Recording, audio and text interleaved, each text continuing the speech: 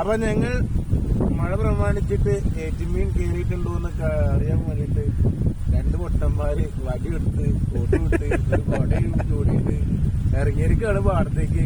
കാണുന്നവർക്ക് ഒരു വട്ടാണെന്ന് തോന്നുമെങ്കിലും ഇതൊരു നൊസ്റ്റുമാണ് ഇത്.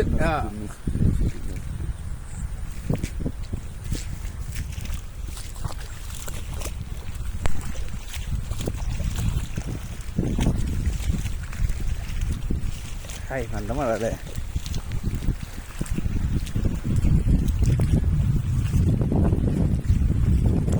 ഷംനാണ്ടത്തോടെ യൂസ് ചെയ്യണ്ടേ? ഇതുപോലെ മീൻ പിടിക്കുക, ഞാൻ പിടിച്ചോണ്ടില്ലെന്ന് പറയാറുണ്ടല്ലേ?